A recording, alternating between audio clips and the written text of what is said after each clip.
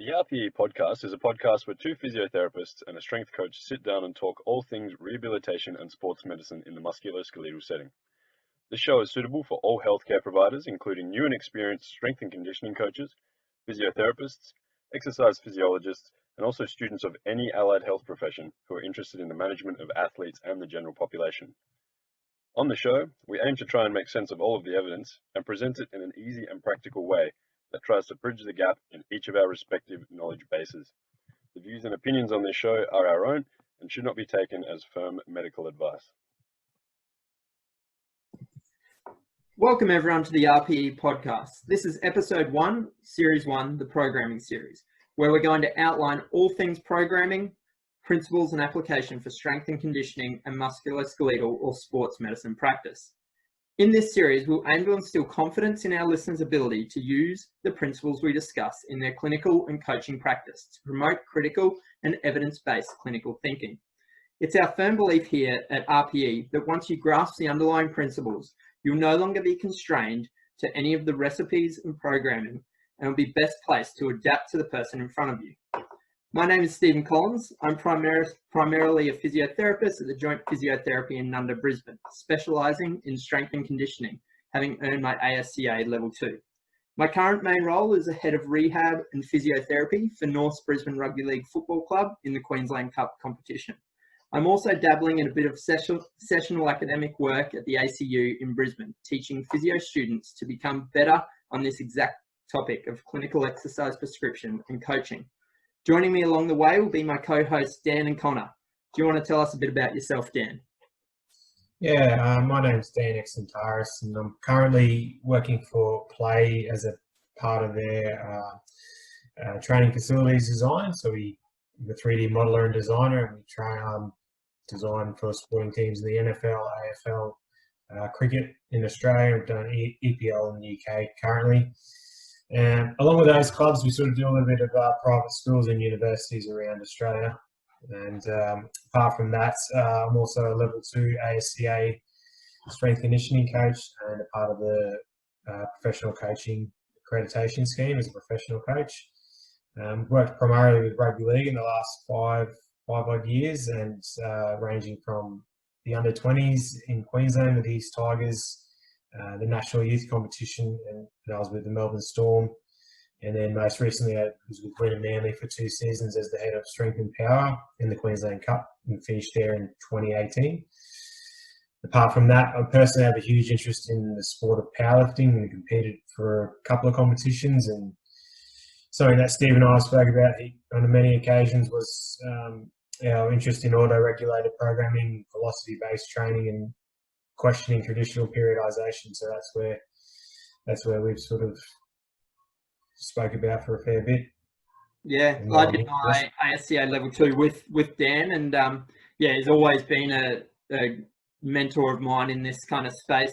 We've always chatted shop on, so it's been really good, and it'll be great to have you on for that real experience kind of based how to apply the science principles that we're going to be talking about today. So Connor, do you want to tell us a bit about yourself, your journey, and why you're here? Okay, my name's Connor Parke. I work as a physiotherapist in a private practice in Tassie. Originally, straight out of school, went into uni and did physiotherapy, and that's where I met Steve. We did 4 years together there, and obviously learned a lot from him and a few of his mentors as well, and got me pretty interested in strength and conditioning. But also just sports physiotherapy in general, just seeing how it all kind of molded together. Personally, I'm interested in tennis and soccer, and that's kind of where I hope to maybe get in the future. But I think Steve having me on here was just to try and, from a new grad level, try and relate to some people who are pretty new to the profession or don't know how to quite program or do effective exercise prescription. So I'm probably going to have a lot of questions for you guys, which is good for me to learn on. That's good. You've definitely always been a critical mind, as well as, which has been good. So held you in very good stead with learning kind of this stuff and applying it, and so you're going to be very valuable. So I think the first thing that we're going to be having a chat about was the stress recovery adaptation kind of cycle, because this kind of, I guess, outlines the whole how and why you program. Kind of all programming philosophies, everything kind of comes from this old stress research, which is, I guess, adapted and evolved ever since Hans Selye back in the day.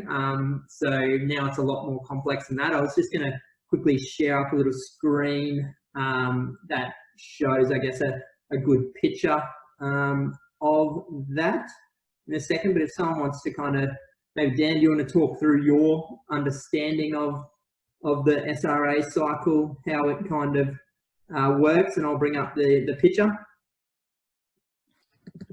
Yeah, so that's, as you said, it's just a principle that underpins all things in performance and rehab and programming, and basically tells us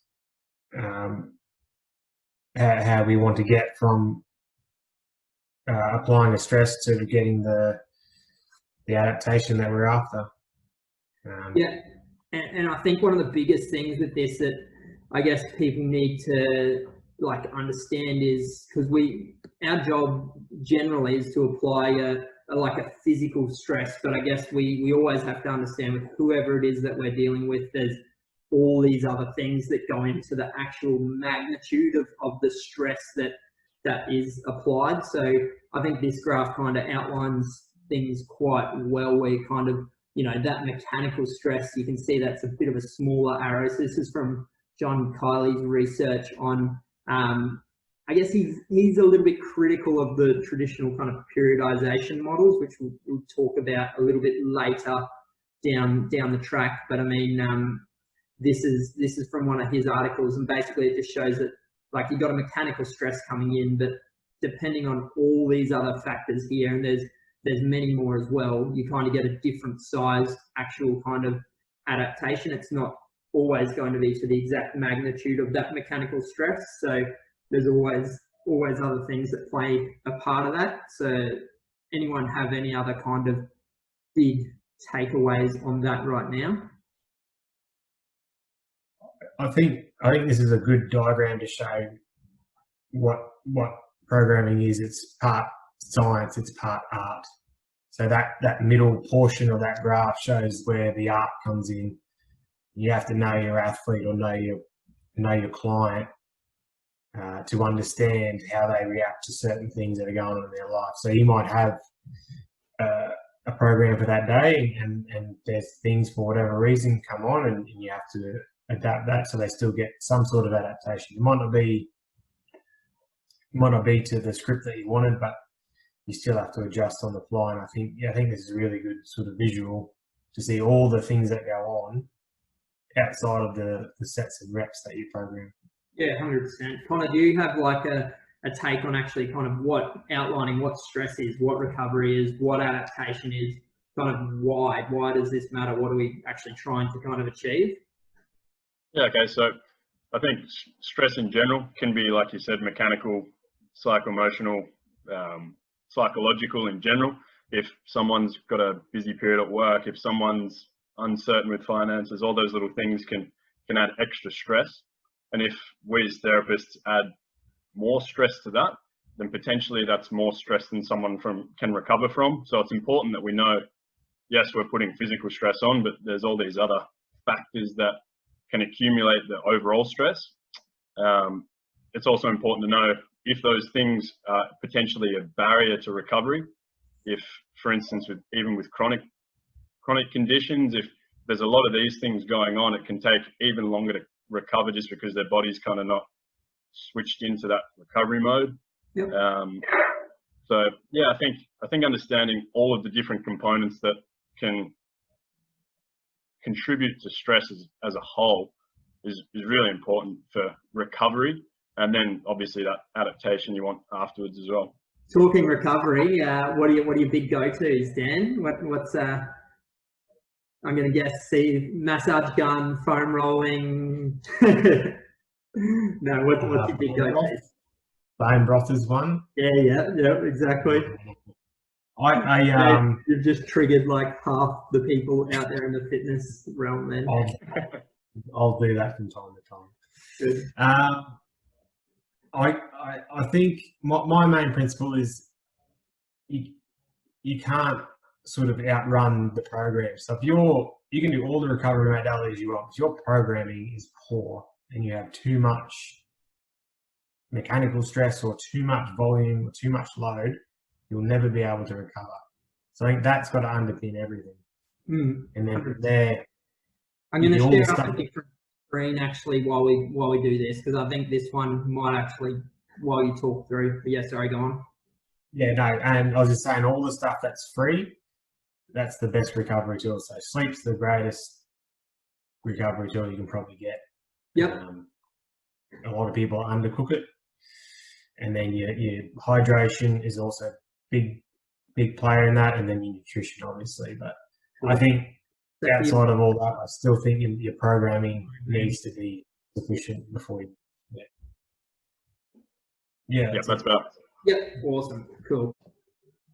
So here's a little graph that I did to, I guess, show the stress, or describe the stress recovery adaptation cycle for a little masterclass that I did on pain pain and injury in active populations. So it's a little line graph here. Along the horizontal axis, we got time. Up the vertical axis, we have the tissue capacity. So up here on this top left, it kind of goes through, and we got to think about this being either in rehab, you got to think about it being the tissue that you're dealing with, but then you also have to think this also applies to the whole system's capacities that we're dealing with. So, you know, this concept is also usable for like cardiovascular endurance and how we improve that for the person's neural and hormonal and endocrine response to training. So, you know, this is a transferable principle to all of that, not just say the tissue that we're dealing with. And we have to, I guess, be aware of that as we go along, especially in rehab, when sometimes, you know, someone's injured one of their 4 limbs.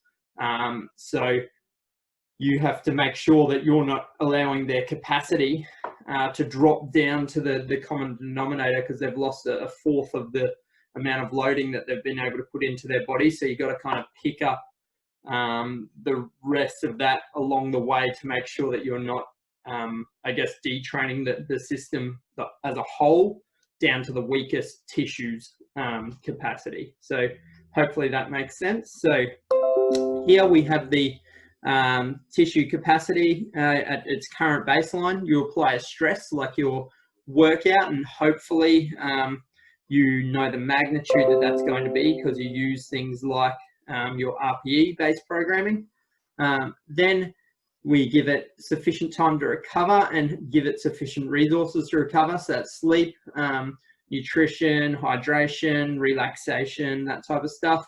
And then hopefully the next time that we get to apply stress, we're applying it from a better spot because you've positively adapted. Obviously that's very linear in thinking, and there's many times in a training season or a training program where you will not actually be aiming to have the person completely positively adapted the next time that you apply stress, but this is just, I guess, a basic way of explaining it. So you've started at a baseline, apply a stress, recover, and you get up to a higher point to then apply your next stress. But, and you move over here, it says, but stress is more than just your workout. So basically you've applied that intended stress, that small magnitude there, but because I guess it has to go into this whole factor of life happening, which is, you know, you're just a human being who's living with emotions, home life, other physical activity that you're being involved with, other stressors that are around, psychological as well. So basically, if you don't have some way to regulate that in your programming, well then, if we've come over and implied this intended stress, but it's gone into this life happens kind of cycle, the actual stress that you may have applied with 3 sets of 5 at 100 kilos could be a lot bigger than the stress that it was actually intended to be.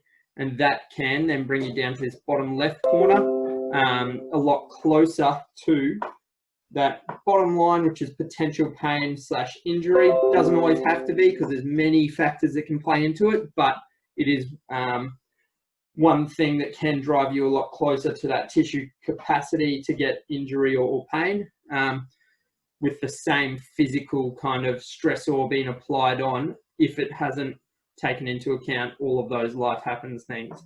The other way that you can kind of, I guess, stuff up this SRA, stress recovery adaptation cycle, is if your recovery is poor. So this shows with normal recovery, you're up in that top left where you recover up well and you adapt positively.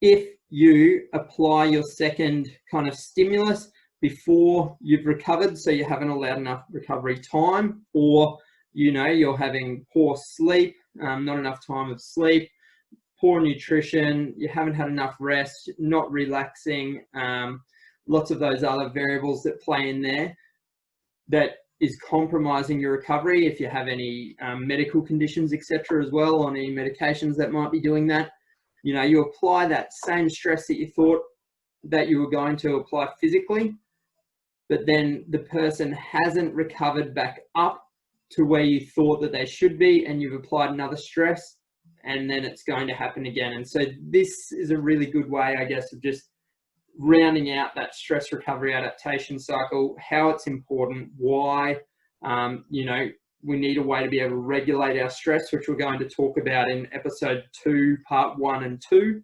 and why it's really important to allow sufficient time and resources into recovery to get the adaptation that you're after. And this concept works for a whole system kind of cycle, rather than just, being a tissue specific thing. You got to think about it in every kind of biological system that is going on in the human body. Regards, anyone got any big kind of takes away on that, or the whole SRA stuff before we kind of move on? I've kind of got a question, just based on how you select your stress to start with.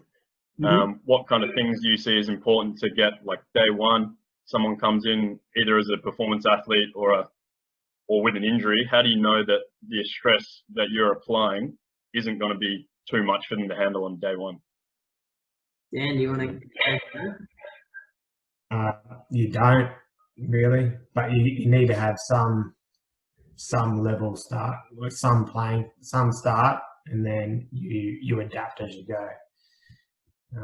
So when I say poor programming, I don't mean in a sense whatever you've written down is bad, because I don't think anything's bad, but rigid programming that doesn't change based on what you see or what the athlete tells you. I think that's where I think it comes in, because I was always of the opinion that the athlete knows what it feels like more than I do. Yeah, 100%. I'll let them tell me that was too much. And then sometimes you get some guys, and you know some athletes, some will be sort of taking it for a ride, but you do know, or you let them dictate how much is too much. And if I see too much technical breakdown, then that's when I'll know, okay, it's probably a little bit too much, or they're not ready for that quite yet. Yeah. So I don't think you really know at the start, but you have a good guess, and then you adapt from there. Some guys it'll hit the mark, some guys will be too much, some guys will be not, or some athletes will be not enough. So you're really dependent. And I reckon this plays really well into like things that we're going to talk about later on. So I reckon you have your general gross, I guess, principles of programming that we kind of know on average works for the mean of people. So if you're looking like, so I think we're going to talk is next intensity, I think that we're going to talk about. So I know that we have, like, it kind of really leads well into that type of stuff down there, the actual specific thing, or frequency. So with frequency, that Schoenfeld, Brad Schoenfeld. So we will share a link for all of these articles and podcasts that we reference throughout the time. but that systematic review kind of recently was saying well, my take on it anyway, is that basically kind of 2 to 3 times a week for strength gains is going to be basically kind of where you want to be. Anyone else, like, that's not a bad starting point kind of thing? If you're going, how often kind of should I be applying this stress if I'm trying to get my person generally stronger? So what's your take on that from that article, guys? Anything in particular?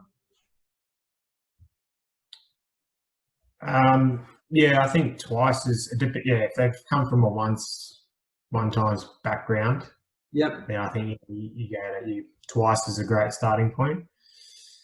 Run that for as long as I think, or milk that for as long as possible, and then you might add in the third frequency, Cool. depending on how fast they're adapting.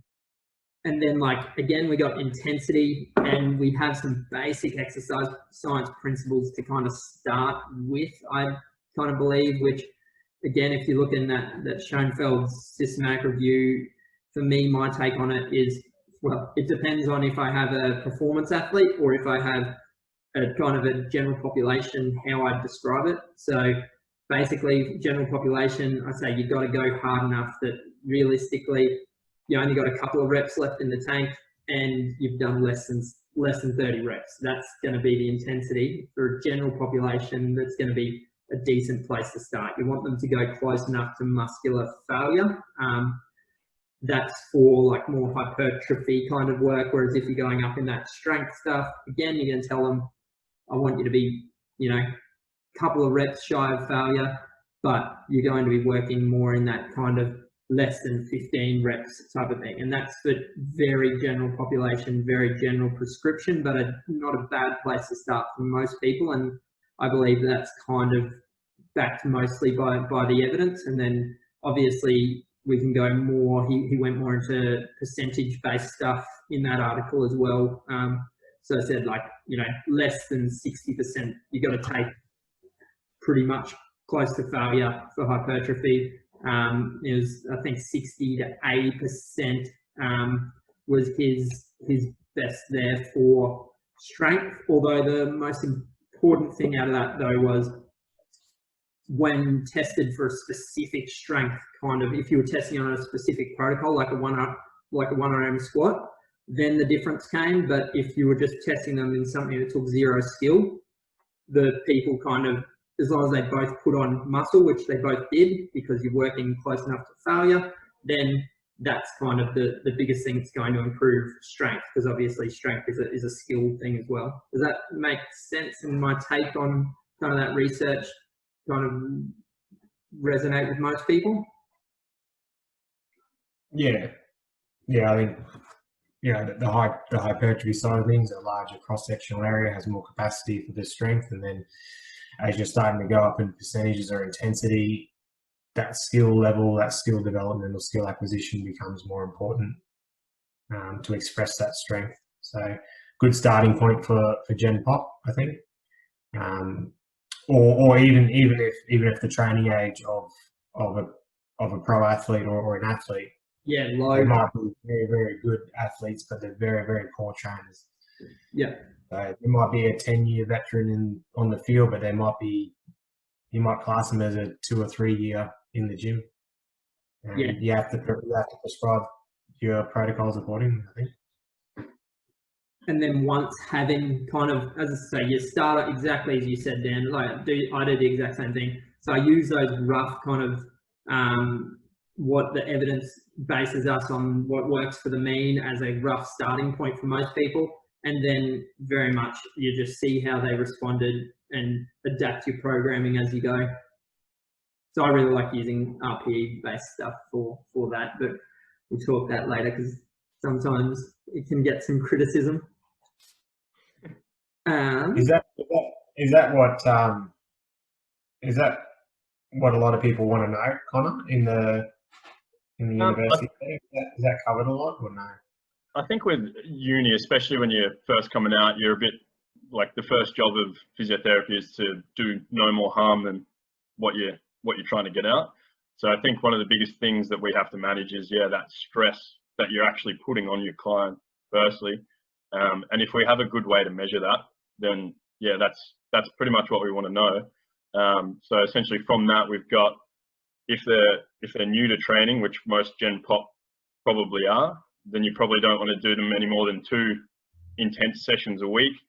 And you're looking, based on that article as well, at what, like Steve said, kind of 2 or 3 reps in reserve, and you're only doing that twice a week, and that should be enough stress for them to get an adaptation, but hopefully not enough to break them down as well. Can you get that done with a yellow? Sorry? Can you get that done with a yellow therapy by your side? It depends what you're loading. Shoulder, if it's really painful and you've got to start, if you can't even start heavy loading, then why not? If you're looking to get strength, probably not. Cool. No, that's all right. So, did you want to chat a bit about this envelope of function, kind of like we've kind of gone a bit further into the SRA cycle and actually looking at the components that go into building stress. Do you want to kind of go back and have a little bit of a chat over, because I really found this interesting when I first heard of it, because it's kind of coming from the physio side of things, but it's applied so well into how you actually make an elite athlete better, because you just have to improve their envelope of function. So you want to talk through that a little bit? Yeah, cool. I'll share the article that I've got. So originally the envelope of function, hang on, I'll just share my screen. Share. Cool, so I'll just make this big screen. Yep, you've got that there? Yep. So the envelope of function was originally described by Scott Dye, and it was a knee. It was based on the knee. Yep. Essentially, he went through the fact that the envelope of function is essentially what the knee is ready to do. And he thought that not only the knee will have an envelope of function, but everything will have an envelope of function. It will have a certain amount of load that it's ready to carry, and that will respond with a certain amount of frequency as well. So if we look down here, this graph kind of really puts it together really well. And you could think about this is for the knee, for example, but you could think about it as skin, you could think about it as bone, you could think about it more broadly as a hamstring or anything like that. But I'll just zoom in on this one. Sorry. Cool. So you've got load on the y-axis and frequency on the x-axis. So this is essentially what the knee's ready to take. So anything below this line is good. The knee's happy with it. So a jump from 2 meters height, 2 hours basketball, a certain load and a certain frequency, the knee's going to cope with. However, we know that if we apply too much stress, like up here, the jump from 3 meters height, the knee's probably not going to cope with that, and that's where it's going to potentially break down. Load? Would you say too much load in a short amount of time. Likewise, if you've got too much load over a longer period of time, the frequency is increased. If we take this jump and we make it more frequent, say somewhere along here on the graph, so you're doing 15 maximal jumps, something like that, probably not 15, probably more. But if you're doing it every day, again and again and again, that's when you might expect some breakdown there as well. Yeah, awesome. So I think this applies really closely with your SRA cycle. Yeah. There's a little graph here. And it helps answer the question of the, like, realistically, like, so, back to the how do you know how much load they can handle? Usually there's, in both physiotherapy, in strength and conditioning, in exercise physiology, in sports coaching, there's some sort of objective measure, data, testing, usually as you see an athlete, even if your testing is actually just applying your first stimulus and seeing how they respond. So some people do that, but it's not I have dabbled in that from time to time. It's not what I do all the time. Sometimes with my clients though, not my athletes, but sometimes with my general pop, that is exactly my first real knowledge of what they're going to deal with. But yeah, so usually there'll be some sort of way to gauge what this envelope of function is or what their kind of tolerance is. exactly. For instance, if you use the knee as an example again, like a lot of people who have anterior knee pain or patellofemoral knee pain hate going downstairs, and that's a fair bit of force on the knee. And if you've had an insult to your knee and your envelope of function's dropped, it might have been down in this zone of homeostasis before, but now it's above that, either in the zone of overload or structural failure, and that's why people are getting pain. So I think this graph here really highlights how important it is to see what their current zone of homeostasis is before you put too much stress on it. Yep. So we do that with the subjective as well. Hurts to go up and down stairs, etc., etc. So that's probably just outside of it at the moment. And then from there, we can see what they're going to take and slowly work their envelope of function up. Well, what does that look like to you, Dan?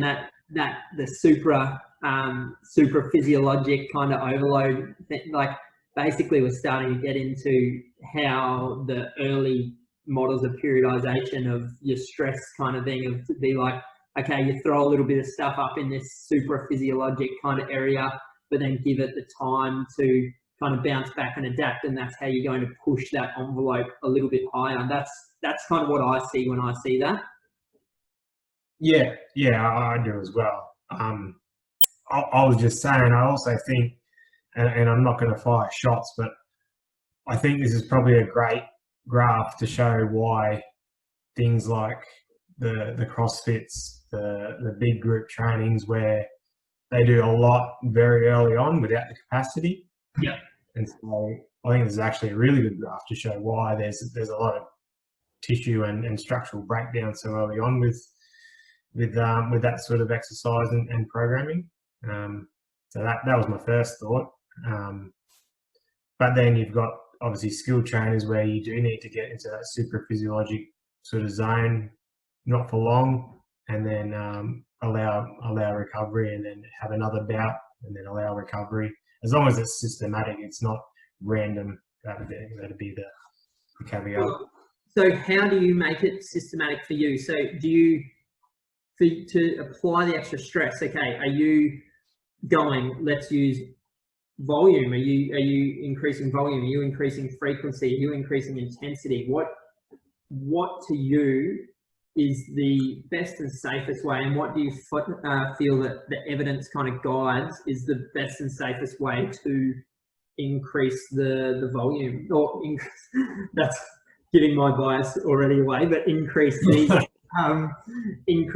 stress in a way that you're going to be able to push into that super physiologic part, come back down, and just slowly build that envelope of function or their tissue tolerance, or whatever we want to call it.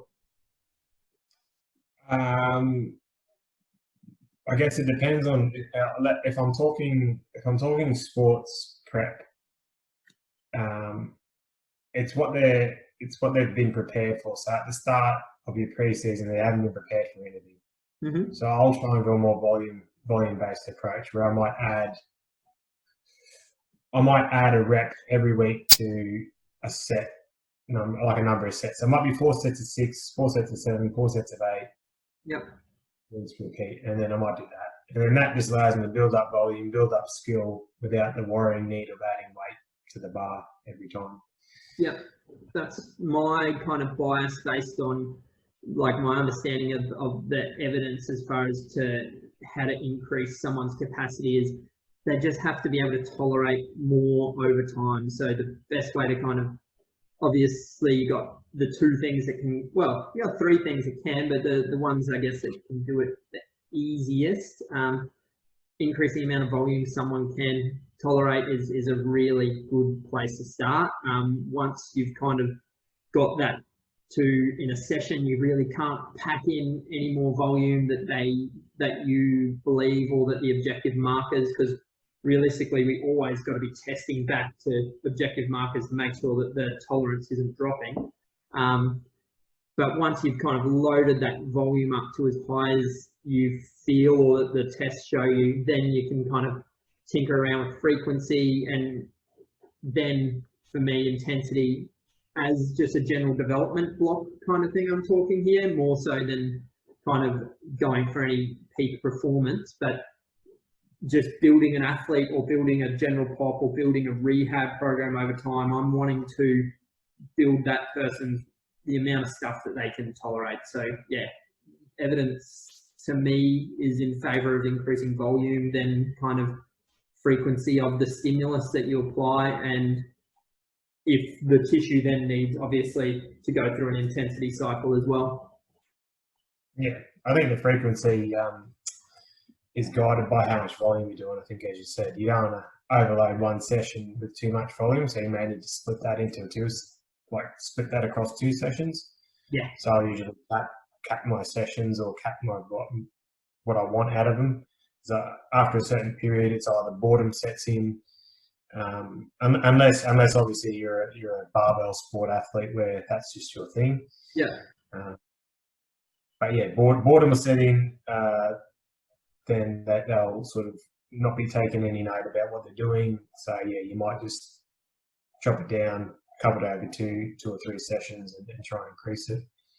Yeah, that's right. That's how both the evidence and experience has kind of showed me the best way to improve someone for a long-term, building a long-term trajectory of their capacity. You know, tinkering with intensities as required, and if the rehab requires it, so say like ACLs or calf strains where they need to get back to producing explosive forces, well then obviously we have to do that. But again, you introduce that at a low volume, then you build the volume of that up kind of thing. So you never kind of, the big thing I guess that we've got to get across to everyone is both the evidence kind of says, and probably, I know I've made this experience when I was a lot sillier at the start, but you know, you can't really tinker with everything at once and expect a really good result, or to know what was the thing that kind of stuffed up the most. So, you know, you don't want to be, if you're adding an intensity in, you don't add the intensity in at that same volume and frequency that they were doing before, because you're very likely going to be running close to that, their capacity, their envelope of function, and you don't want to be doing that for too long. Yeah, I think that's a really good point to see where you pitch something each session as well. For instance, from a physio perspective, if someone is ready to do a certain amount and they're coping really well with their session, you're ready to push it up. You don't want to change too many variables at once, because if they do flare up, or if they do respond poorly to training, or if they're having a very hard time recovering, you don't know if it's the intensity, the volume, the frequency. You don't know if it's the exercise they're doing. If you add in a certain exercise, you don't know which one has resulted in this outcome. So I think that's really important, to not change too many things at once. I think we'll probably cover this in a couple more episodes, but this is all emerging strategies. So this is exactly what the basis of bottom up. Is it bottom up or top down? Bottom up programming. Bottom up. Programming. Yeah, bottom up programming is all about. You reduce the noise, and you'll be able to address what stress caused what adaptation. Yeah, 100%. I reckon we got a lot of stuff that we can, like our next one, we're really going to start talking about. So we've laid out some general principles. We haven't really gone as deep into them, things like how we would say intensity was where we were up to, but I think maybe it might be best to cover as the start of our next one is to a little bit of the evidence on that, and then our experience of using it, and we'll talk about RPE, how a way to make sure that we regulate the stress, because we might just quickly count the start of our next conversation in this, that like obviously there are ways that you can have a better idea of what the person's stress recovery adaptation, the intended, or making sure that you are applying the intended magnitude that you wanted to apply to either the tissue or the person or whatever. And personally, I think some of the best ways are like auto-regulated ways. So whether you're reps in reserve or an RPE kind of person, but something that kind of just allows the person themselves to, I guess, every input of that person's life is going to regulate how hard, how much weight's on the bar that day, how many jumps they do that day, how hard, how high, all that type of stuff. So Do we agree that we want to kind of maybe start next week, chat on that? Yeah, I think that's a good way to start. It's a good topic. Cool.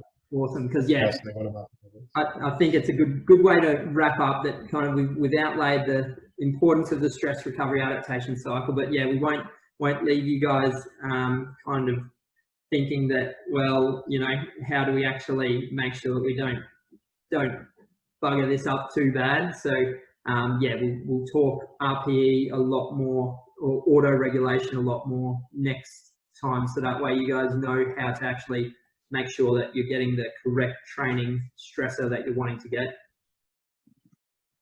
Very good.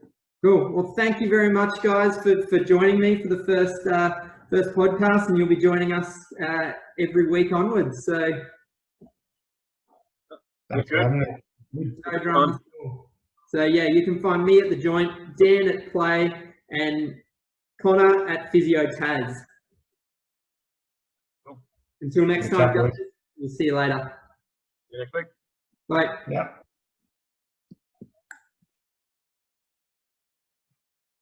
Okay, so just going to wrap up episode 1 there. We got through quite a bit tonight. We started out with the stress recovery adaptation cycle and outlined the different components.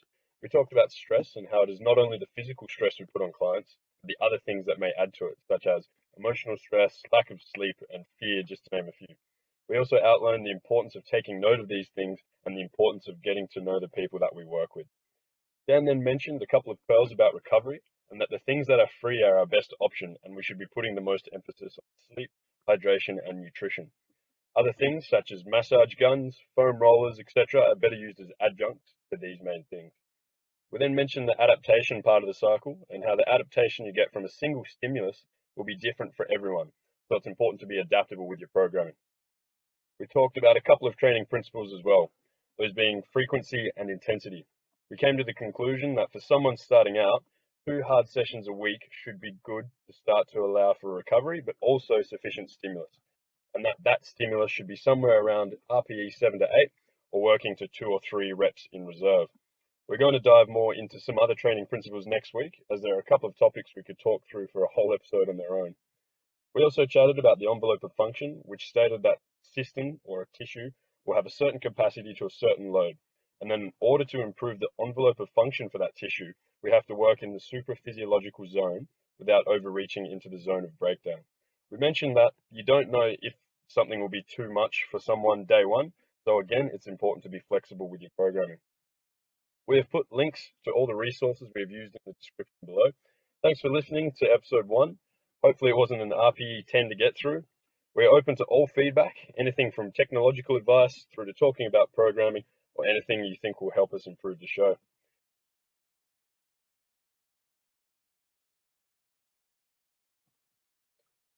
If you have any questions or need anything clarified, hit us up in the comments, or you can find us on our emails, which we've put in the link below. You can find Steve at the Joint Physio Nundah, you can find Dan at PLAE, or you can find me at PhysioTas. We'll put all of the links to our socials in the description. Thanks again for listening to the RPE podcast. If you have any questions or need anything clarified, hit us up in the comments, or you can find us on our emails, which we've put in the link below. You can find Steve at the Joint Physio Nundah, you can find Dan at PLAE, or you can find me at PhysioTas. We'll put all of the links to our socials in the description. Thanks again for listening to the RPE podcast.